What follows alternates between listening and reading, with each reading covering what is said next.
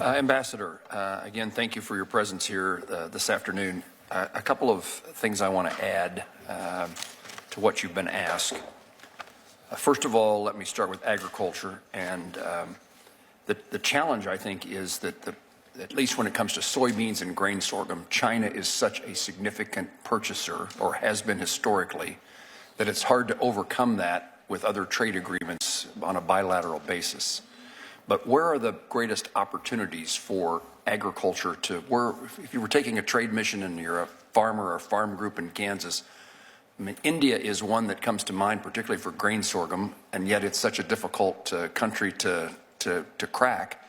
What is your plan? How do you overcome and China complicates the need for agriculture producers in Kansas and across the country to be able to sell their commodities to China complicates the issues that you face in trying to get a trade agreement, a better trade agreement with China. Rare earth minerals is certainly a component of that, but in addition to that, in the United States, that purchase of those commodities is critical to the economy of many rural states. We have to remember and keep in mind that China's economy is like a square and ours is like a circle, and they just don't fit together well all the time. And so we have to find a way to manage that trade. And I know that our farmers would love to just have free, unfettered access into every market in the world, and we're achieving that with a lot of markets, right? Right now, which is great. You know, with China, they have a different system. They're probably not going to change their entire system for us, but they know they benefit from having our soybeans. You know, I know they like to buy from Brazil, but they need our beans too. They need our sorghum. They need all of this, and so it makes sense to have purchase arrangements with them because it's a way to kind of have a square and a circle go together. So for sure we believe that. We also think that it's helpful to diversify, and that's why Vietnam has already reduced its tariffs for us on soybeans, and they can go a little lower on that. Cambodia has already reduced theirs. You mentioned India. I have a team over there right now as we speak in New Delhi working on this. There's resistance in India to certain row crops and other meats and products. They're, like you said, they're very difficult nut to crack. I agree with that 100%. But they've been quite forward-leaning. The type of offers they've been talking to us about have been the best we've ever received as a country. So I think that's a viable alternative market.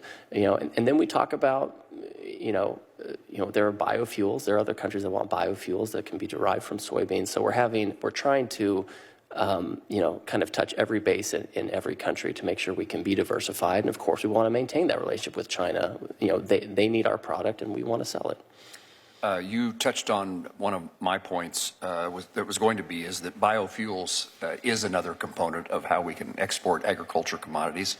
And it has the advantage of having some processing jobs created by the creation of biofuels. I'd also highlight, I chair a caucus in the Senate on SAF, sustainable aviation fuel, another opportunity within the biofuels realm.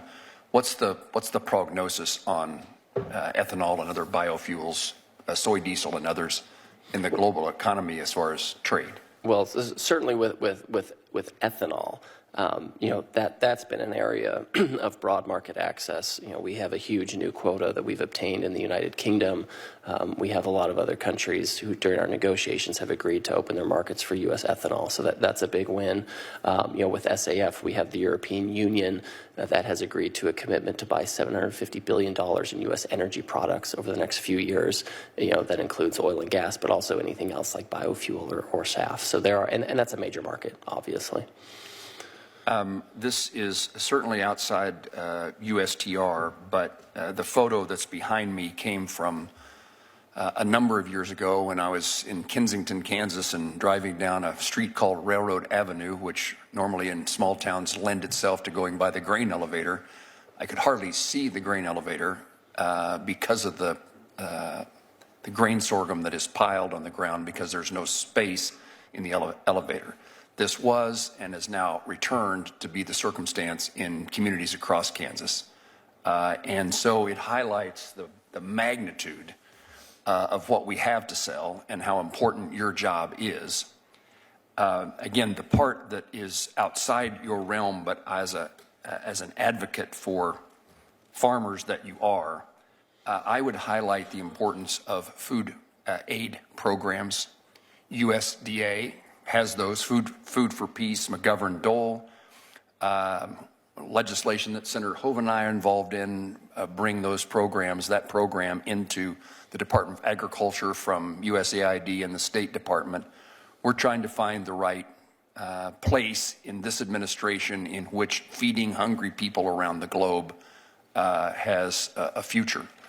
And I would encourage you to advocate as you have conversations with the Department of Agriculture or the State Department that there is more that can be done outside of trade agreements than is being done in feeding people who are hungry and or starving.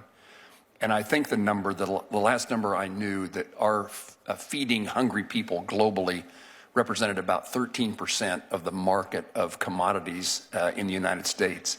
13% in today's world is not an inconsequential figure.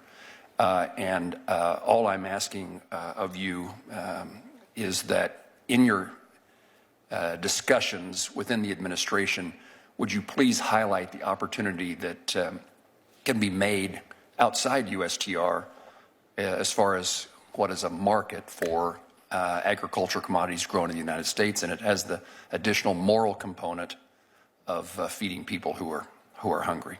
I will do that, and I'll try to be even more concrete and have my staff talk to yours to make sure that there's an actual concrete path forward on this, right? That'd be very useful. Let me see. I thank you for, you told me you would do something and you did it time and time again. And it is easy to talk about soybeans, but I want to make sure that grain sorghum was included. And I'm watching your press release and your press comments in Southeast Asia. You were there to highlight the importance of grain sorghum.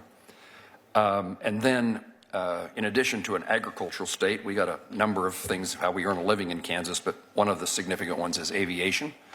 And you have, in your negotiations in the past with the United Kingdom, with South Korea, Japan, the European Union, you've established the 0 for 0 tariffs that was created in a 1979 agreement. You've continued that practice, that policy, and I want to encourage that to continue as you negotiate with India or Brazil or Singapore. Can you provide me an update and your thought process on the continuation of the 1979 agreement? Again, I would highlight that aerospace is one of the, perhaps the best, but one of the best in which we have the ability to export a lot more than we import. And the parts and relationships that we have, particularly under USMCA with Canada and Mexico in aviation, remain hugely important. Yes, as you know, I lived in Wichita, their capital, so this is a sector that's important to me. And as we've gone through and we've accomplished our trade deals with countries, this is an area where we've agreed to give them, no reciprocal tariff. Again, recognizing the 1979 agreement and this status of the industry in America as a net exporter.